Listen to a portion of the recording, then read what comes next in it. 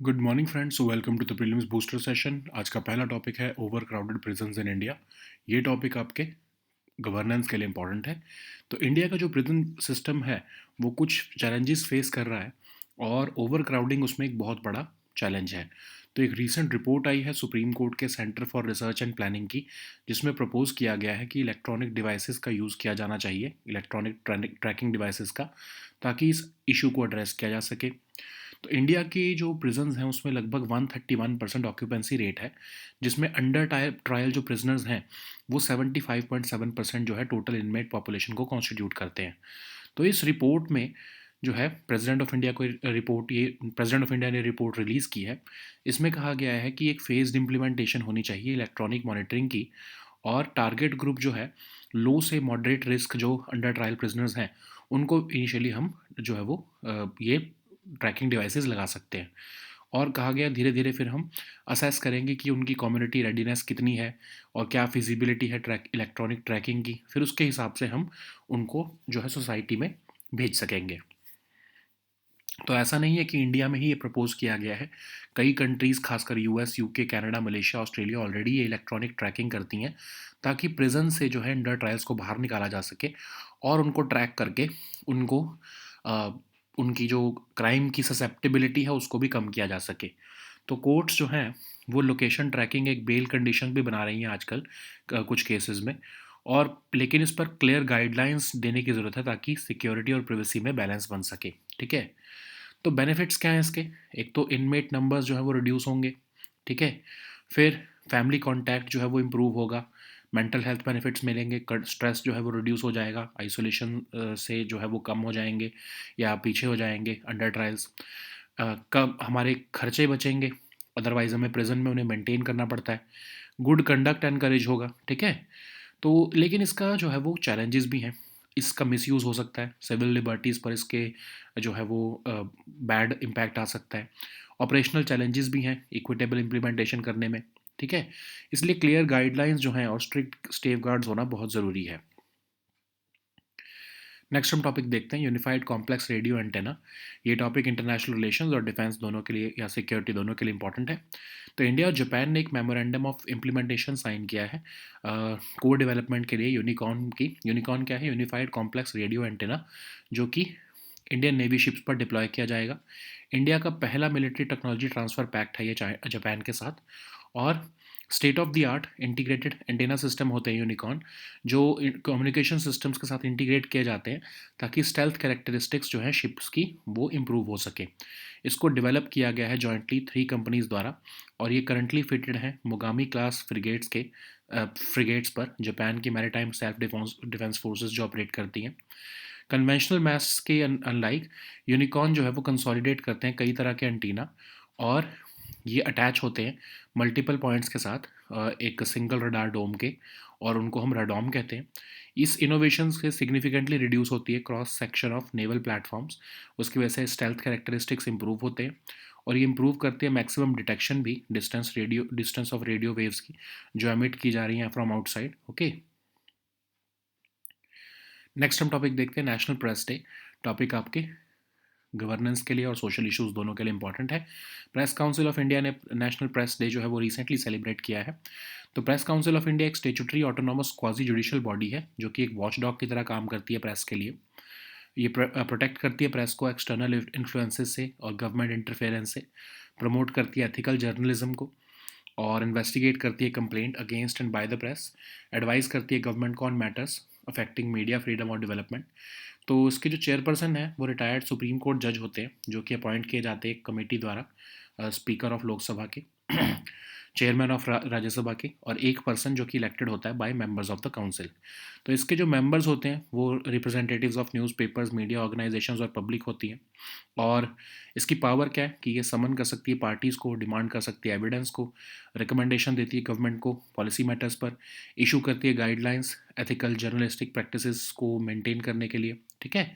अब इसकी जो क्रिटिसिज्म किया जाता है कि इसके पास कोई पेनल्टी ज़्यादा इम्पोज करने की पावर्स नहीं है एक्चुअली, और यूज़ भी नहीं की जाती हैं।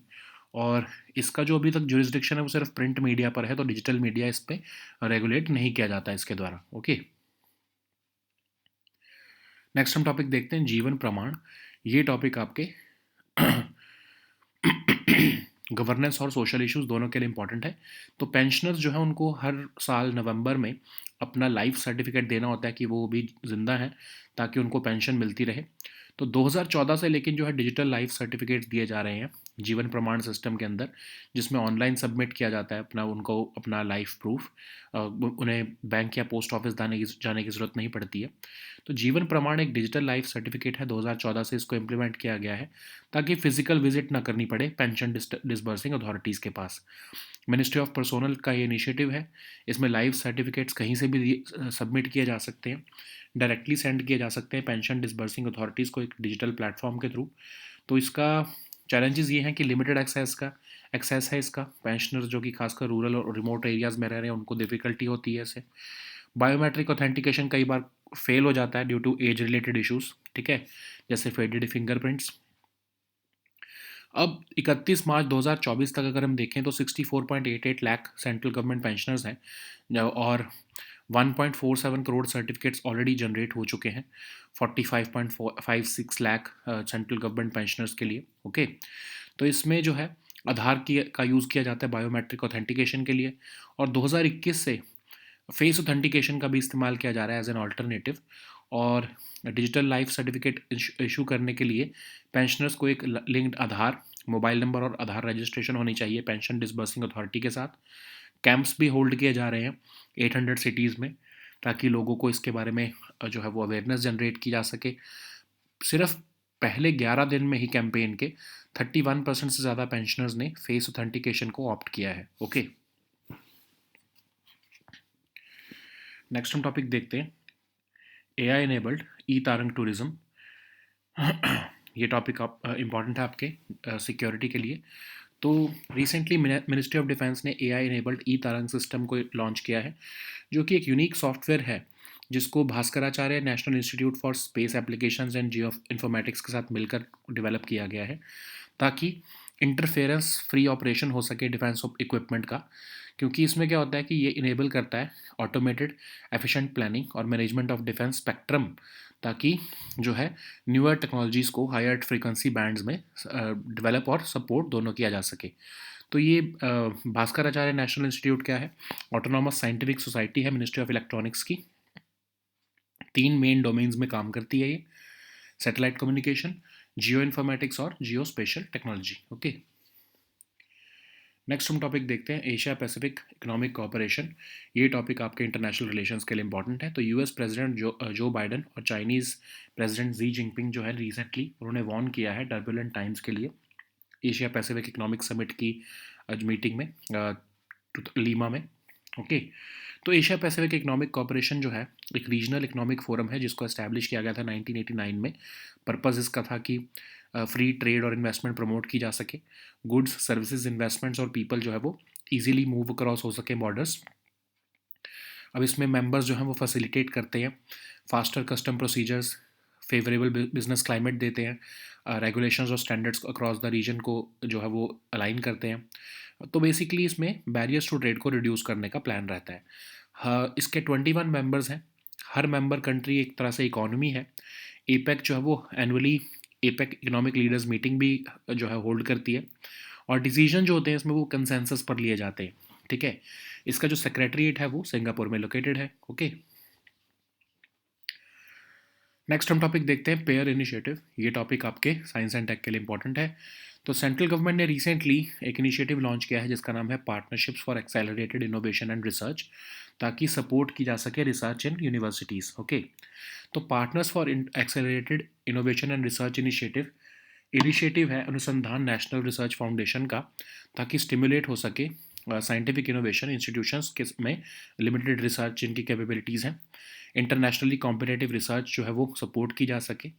ठीक है, तो ये एक तरह से हब एंड स्पोक मॉडल का इसमें इस्तेमाल किया जा रहा है, ताकि जो टॉप 25 हब इंस्टीट्यूशंस हैं वो हर इंस्टीट्यूशन 7 इंस्टीट्यूशंस को अपने साथ जो है वो as a spoke institution add करे, और उनमें जो है ये कोलैबोरेशंस करके मेंटरशिप ड्रिवन जो है वो जो एक तरह से रिसर्च इकोसिस्टम को नर्चर किया जा सके। ओके, तो इस स्पोक इंस्टीट्यूशंस में सेंट्रल और स्टेट पब्लिक यूनिवर्सिटीज़ होंगी, ठीक है।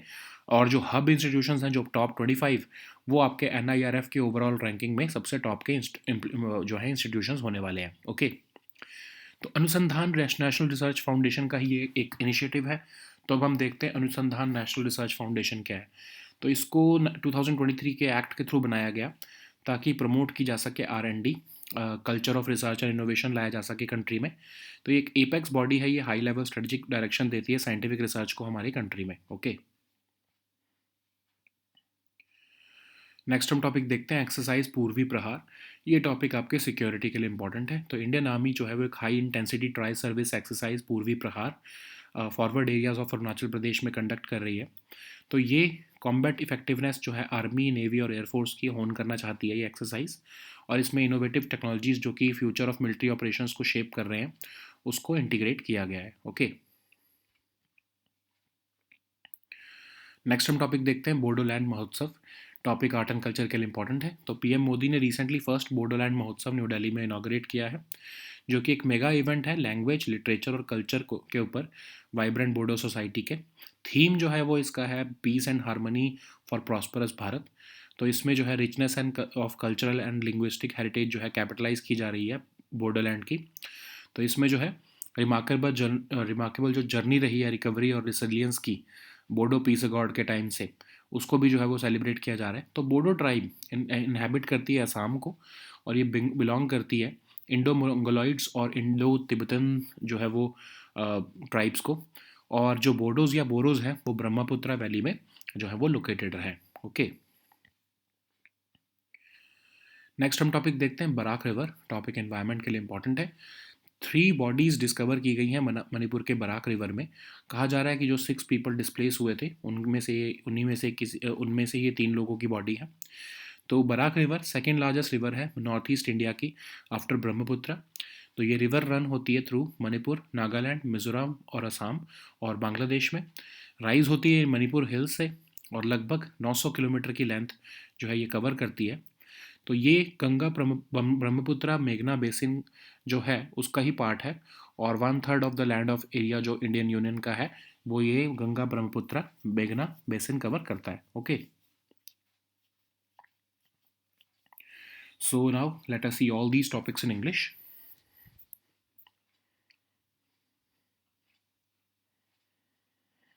So the first topic is overcrowded prisons in India. This topic is important for your governance section. So India's prison system is facing acute challenges, particularly overcrowding, which hinders the efficiency of correctional facilities. So a recent report by the Supreme Court's Center for Research and Planning has proposed using electronic tracking devices to address this issue, marking a potential shift in India's correctional framework. So as of December 2022, India's prisons had a 131% occupancy rate, and under trial prisoners constituted 75%, more than 75%, in fact, of the total inmate population. So, this report was recently released by President of India, and it is recommending a phased implementation of electronic monitoring for releasing the under trial prisoners to ease prison overcrowding. The target group in the initial phase will be low and moderate risk under trial prisoners, and this phased implementation will assess the community readiness and the feasibility of electronic tracking for broader use. So countries like US, UK, Canada, Malaysia and Australia already employ electronic tracking to alleviate prison congestion effectively. Courts have already been imposing location tracking as bail conditions in select areas. So there is a need to have clear guidelines so as to balance security and privacy. So what are the benefits of electronic tracking of prisoners? Of course, it will reduce inmate numbers. It will improve family contact of these under trials and reduce their stress, which gets amplified due to isolation. It will also cut expenses for the government. Okay, it will encourage good conduct by linking it with payroll and furlough opportunities. So, but there are problems also. If we start using it universally, then it would basically mean that we would be able to misuse it, and it would infringe on civil liberties also. There are also operational challenges in ensuring equitable implementation. So therefore, clear guidelines and strict safeguards must be made so as to protect against the misuse while implementation of the same. Okay. So the next topic is unified complex radio antenna. This topic is important for your security and your international relations topic. So India and Japan have recently signed a memorandum of implementation for the co-development of Unicorn mast for deployment on Indian Navy ships. So it is India's first military technology transfer pact with Japan, and Unicorn is a state-of-the-art integrated antenna system, and it is a mast with integrated communication systems which help to improve the stealth characteristics of the ships. So it has been developed jointly by the three Japanese companies, and it is currently fitted on the Mogami class frigates of the Japan Maritime Self-Defense Force. Unlike the conventional masts, Unicorn consolidates various antennas that are attached to multiple points on a mast into a single radar dome, which is known as radome. And this innovation has also reduced the cross section of naval platforms, thereby enhancing their stealth characteristics. Okay. In addition to that, optimal placement of the antennas also improve the maximum detection distance of the radio waves emitted from outside. Okay. So the next topic is National Press Day. This topic is important for your governance section and also your social issues. So Press Council of India recently celebrated the National Press Day 2024. So Press Council of India is a statutory autonomous quasi-judicial body established under the Press Council Act of 1978, and it acts as a watchdog of the press. It protects the press from external influences or government interference, and it promotes ethical journalism as well. It investigates complaints against and by the press. It also advises the government on matters affecting media freedom and development. So it is headed by a retired Supreme Court judge who is appointed by the committee comprising of the Speaker of the Lok Sabha, Chairman of the Lok Sabha, and a person who is elected by the members of the council. So it includes representatives of newspapers, media organizations, and the public. So it has quasi judicial authority so that it can summon parties, demand evidence, and investigate complaints, but it lacks penal powers, which is a major criticism of this PCI. So it also can make recommendations to the government and stakeholders on policy matters. It also issues guidelines for maintaining ethical journalistic practices. So, what are the criticisms for it? So, critics argue that Press Council of India has Press Council of India's inability to impose penalties limits its effectiveness. Apart from that, its jurisdiction is limited to print media, leaving the rapidly growing digital media unregulated. Okay. So the next topic is Jeevan Praman. This topic is important for your social issues and your governance section. So pensioners have to submit a life certificate annually in November to continue receiving pensions. But since 2014, digital life certificates through the Jeevan Praman system allow online submission without visiting banks or post offices. So, Jeevan Praman is a digital life certificate launched by the Government of India in 2014, and it allows pensioners to submit their life certificates online, eliminating the need for physical visits to pension disbursing authorities. And this initiative is overseen by the Ministry of Personnel. Okay, so it enables pensioners to submit life certificates from anywhere. These certificates can be sent directly to pension disbursing authorities via digital platform. So Jeevan Praman also has certain challenges like there is limited access for pensioners in rural and remote areas. Biometric authentication also gets failed due to age related issues like faded fingerprints. As of 2024, 64.88 lakh central government pensioners are there, out of which 1. For which 1.47 crore certificates have been generated, including 45.46 lakh from central government pensioners only. Okay, so Jeevan Praman portal uses Aadhaar for biometric authentication, and since 2021, face authentication has also been introduced as an alternative. So to generate a DLC or digital life certificate, pensioners need a linked Aadhaar mobile number and Aadhaar registration with the pensioner disbursing authority. So camps are being held in 800 cities across India and at Indian missions abroad. Okay, so in these camps, just the 11 days of the campaign, 31% of the pensioners have opted for face authentication. So the next topic is AI-enabled e-Tarang tourism. This topic is important for your security section.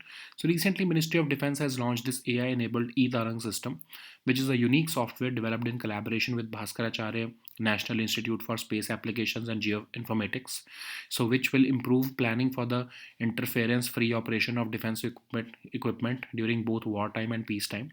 It will enable automated, efficient planning and management of defense spectrum as well.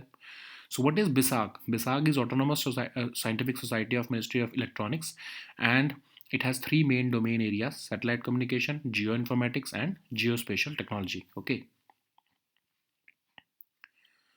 So the next topic is Asia Pacific Economic Cooperation. This topic is important for your international relations. So US President and Chinese President have recently warned of turbulent times ahead in remarks at the Asia Pacific Economic Summit in Lima. So, Asia Pacific Economic Cooperation is a regional economic forum established in 1989 with the purpose of promoting free trade and investment.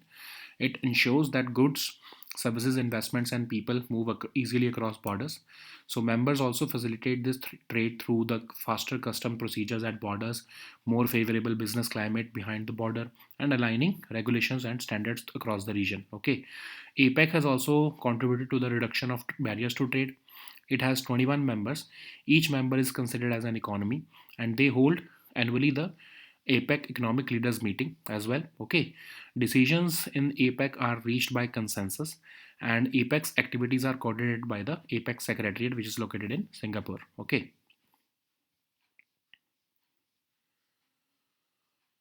So the next topic is peer initiative. This topic is important for your science and tech section.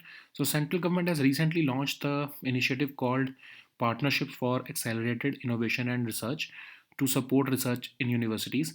Basically, it's an initiative of Anusandhan National Research Foundation to stimulate scientific innovation in institutions with limited research potential.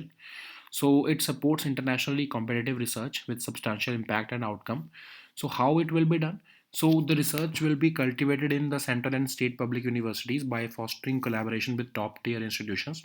So it will be like a hub and spoke model in which top 25 NIRF institutions will be selected as hubs, and each of them will have seven spoke institutions who will be guided by it. Okay, so this will be like a mentorship driven hub and spoke model, which will guide the emerging institutions, that is the spokes, in research activities and provide access to harness their resources and expertise. Okay, so, what is Anusandhan National Research Foundation? So, of course, it was established with the 2023 Act to seed, grow, and promote research and development and foster a culture of research and innovation. It acts as an apex body to provide high level strategic direction of scientific research in the country as per the recommendations of National Education Policy. Okay. So the next topic is exercise Purvi Prahar. This topic is important for your security section. So Indian Army is conducting a high intensity tri-service exercise called the Purvi Prahar in the forward areas of Arunachal Pradesh. The aim is to hone the combat effectiveness of the Army, Navy and Air Force. And the key feature of this exercise is the integration of innovative technologies which are reshaping the future of military operations. Okay.